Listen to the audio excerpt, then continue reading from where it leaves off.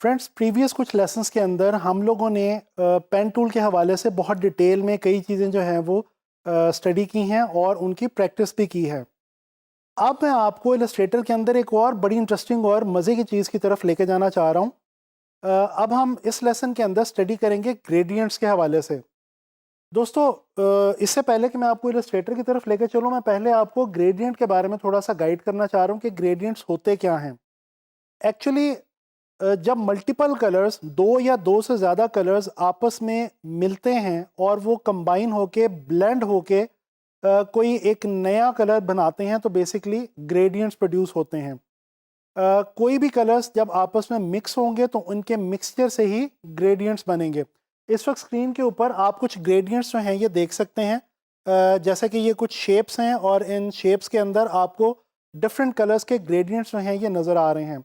दोस्तों, ये जो ग्रेडियंट वाली ऑप्शन है, ये जब हम लेआउट डिज़ाइन करते हैं तो उसके अंदर हमें बहुत ज़्यादा हेल्प आउट करती है और हमारे डिज़ाइंस की जो फेस वैल्यू है उसको अपलिफ्ट करने में बहुत ज़्यादा मुफीद साबित होती है। तो चलते हैं इलस्ट्रेटर की तरफ और स्टडी करते हैं। देखते हैं कि ग्रेडियंट्स को हम किस तरह से इलस्ट्रेटर में यूज़ कर सकते हैं। दोस्तों, सबसे पहले मैं आपको ये बात गाइड करता चलूँ कि इलस्ट्रेटर में हमारे पास दो किस्म के ग्रेडियंट्स होते हैं। एक होता है लीनियर ग्रेडियंट और एक होता है रेडियल ग्रेडियंट। तो चलें देखते हैं कि लीनियर ग्रेडियंट और रेडियल ग्रेडियंट को हम किस तरह से यूज़ कर सकते हैं। यहाँ पे मैंने विंडो पैनल में से कुछ मेन्यूज़ जो हैं, कुछ पैनल्स जो हैं यहाँ पे ओपन करके रखे हुए हैं, जिसमें यहाँ पे कलर मेन्यू है, ग्रेडियंट मेन्यू है और स्विचेस की ऑप्शन मैंने ओपन कर रखी है। ये कलर, स्विचेस और ग्रेडियंट मैंने इसलिए ओपन किए हैं क्योंकि कलर और स्वैचेस से ग्रेडियंट का बहुत ही गहरा ताल्लुक है। तो मैं आपको सजेस्ट करूंगा कि आप भी जब भी ग्रेडियंट्स बनाने लगें या अप्लाई करने लगें इलस्ट्रेटर में, तो आप लाजमी तौर पे कलर और स्वैचेस की जो ऑप्शंस हैं इनको भी अपने सामने ओपन करके रखें।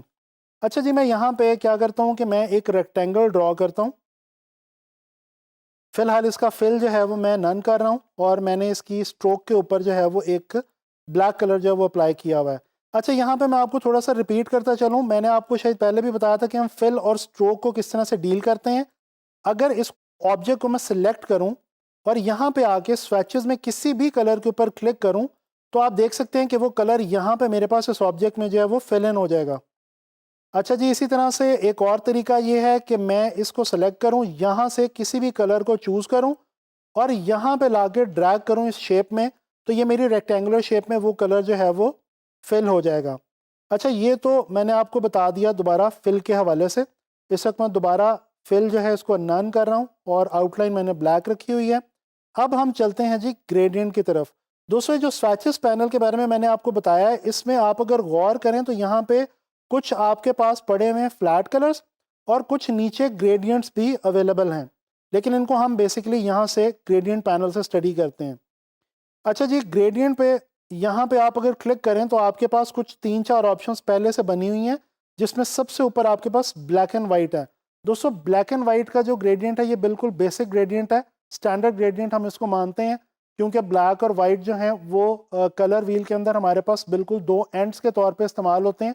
तो लिहाजा हमारे पास सबसे ऊपर जो है वो ब्लैक और वाइट का जो ब्लेंड है, ग्रेडियंट है, वो हमें नज़र आ रहा है। अच्छा, मैं आपको ये बताता चलूँ कि हमने ग्रेडियंट अप्लाई कैसे करना है। दोस्तों, सबसे पहले आपने शेप को सिलेक्ट करना है, उसके बाद यहाँ पे ग्रेडियंट पे आके आपने क्लिक करना है। आप यहाँ पे भी क्लिक कर सकते हैं और ये नीचे जो आपको एक स्लाइड बार दिख रही है जिसके ऊपर ब्लैक से वाइट की तरफ शेड्स आपको नज़र आ रहे हैं, ये यहाँ पे भी आप क्लिक कर सकते हैं। दोनों सूरतों में ये ग्रेडियंट आपकी शेप के अंदर यहाँ पे अप्लाई हो जाएगा। अच्छा, अब कुछ बात कर लेते हैं ये जो ग्रेडियंट पैनल के अंदर यहाँ पे हमारे पास ऑप्शंस हैं इनकी, लेकिन उससे पहले मैं यहाँ पे क्या करूँगा, ब्लैक एंड वाइट को मैं चेंज करूँगा कलर में।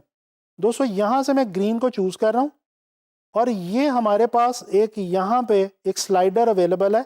इस स्लाइडर के अंदर जाके मैंने ग्रीन कलर को फेंक दिया है, तो आप देख सकते हैं कि मेरा राइट साइड पे रेक्टेंगल में ग्रीन कलर हो गया। इसी तरह से मैं येलो को पिक करता हूँ और यहाँ पे ला के लेफ़्ट स्लाइडर के अंदर छोड़ देता हूँ। तो आप देख सकते हैं कि येलो कलर मेरे ये जो मेरा रेक्टेंगुलर शेप है इसमें लेफ़्ट साइड पे आ गया।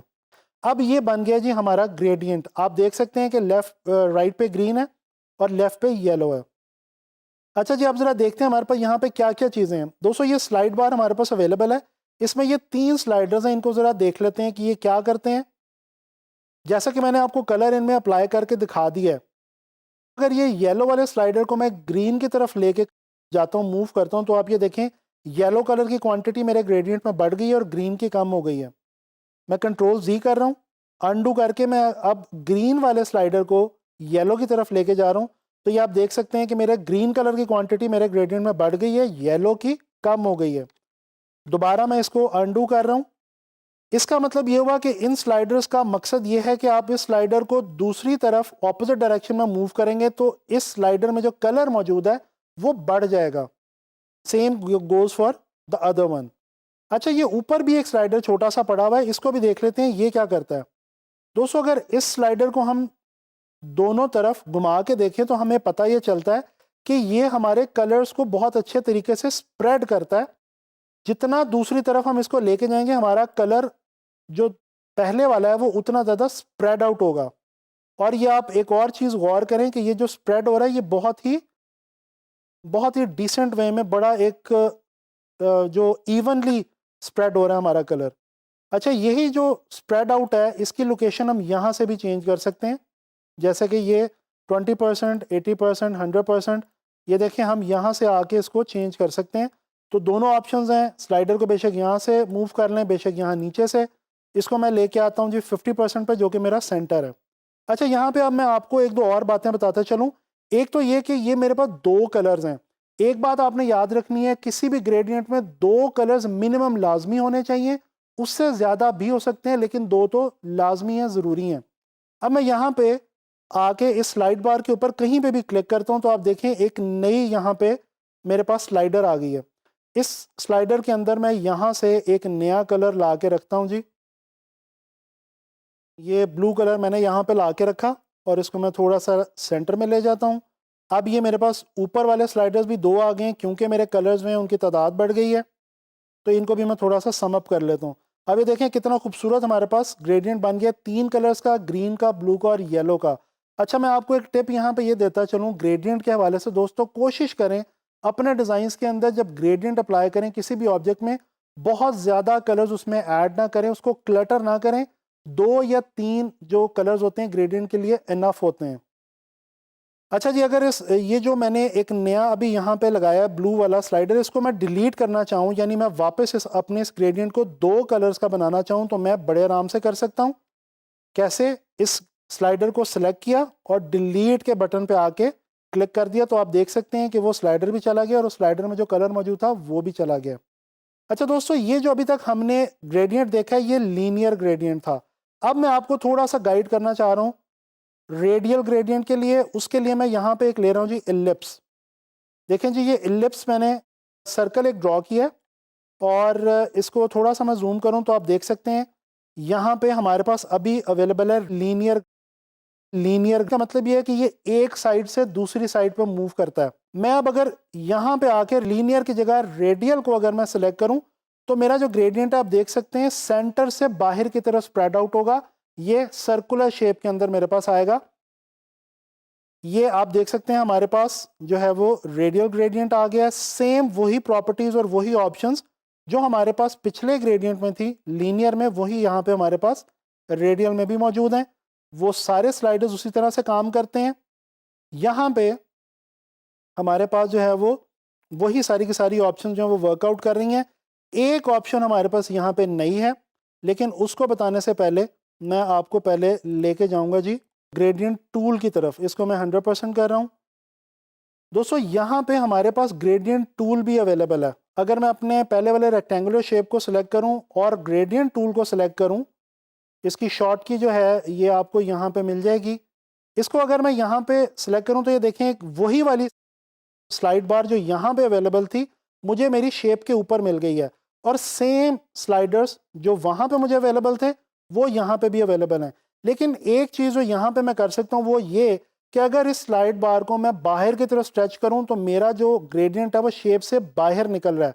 जितना बाहर मैं लेके जाना चाहूँ मैं इसको लेके आ सकता हूँ, और अगर मैं इसको वापस लाऊं यहाँ पे अंदर की तरफ तो ये अब मेरे कलर्स पूरे पूरे मुझे एजेस के ऊपर मिल रहे हैं।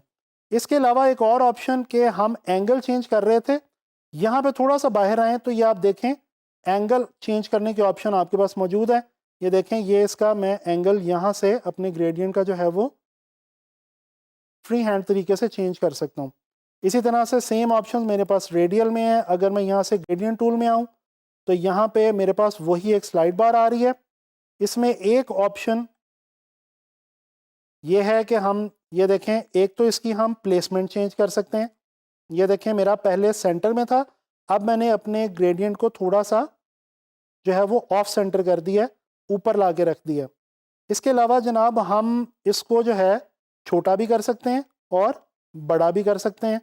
ये देखें, इसके अलावा हम इसकी शेप ओवल में लेके जा सकते हैं। तो यहाँ पे आप देख सकते हैं कि हमारे पास रेडियल ग्रेडियंट के हवाले से भी कुछ ऑप्शन ज़्यादा मौजूद हैं। तो दोनों तरह से बेसिकली ग्रेडियंट अप्लाई किया जा सकता है, दोनों तरीके से ठीक है। बेसिकली आपको ग्रेडियंट जो है वो बनाना आना चाहिए। अच्छा, एक आखिरी बात जो मैं आपको यहाँ पे बताना चाह रहा हूँ वो ये है कि अगर हम यहाँ पे स्वैचेस में आएँ और ये जो ग्रेडियंट हमने बनाया हुआ है इसको यहाँ पे प्लेस कर दें तो ये देखें, ये हमारा ग्रेडियंट हमारे स्वैचेस में आ जाता है। ये जो लेफ्ट साइड पे एक ऑप्शन है इस पर क्लिक करें और यहाँ पे सेव स्वैचेस में जाएं तो ये देखें हम अपने सिस्टम के अंदर अपनी विंडो में इस स्वैच को जो अभी हमने ग्रेडियंट बनाया इसको एज अ स्वैच सेव कर सकते हैं। यहाँ पे मैं लिख देता हूँ जी green and yellow gradient GRAD। तो ये देखें, इसको मैं जैसे ही सेव करूँगा अब ये जो ग्रेडियंट मैंने बनाया था ये हमेशा के लिए मेरी विंडो में सेव हो गया। मैं जब भी न्यू डॉक्यूमेंट ओपन करूँगा ये ग्रेडियंट टूल में मैं जाऊँगा, ये ग्रेडियंट मेरे पास महफूज रहेगा। दोस्तों, इस लेसन में हम लोगों ने बहुत डिटेल के अंदर ग्रेडियंट टूल के बारे में स्टडी किया। इलस्ट्रेटर के अंदर हमने देखा कि हम ग्रेडियंट्स को किस तरह से अप्लाई कर सकते हैं और किस तरह से उनकी मदद से किसी भी शेप को जो है वो फॉर्म के अंदर लेके आ सकते हैं।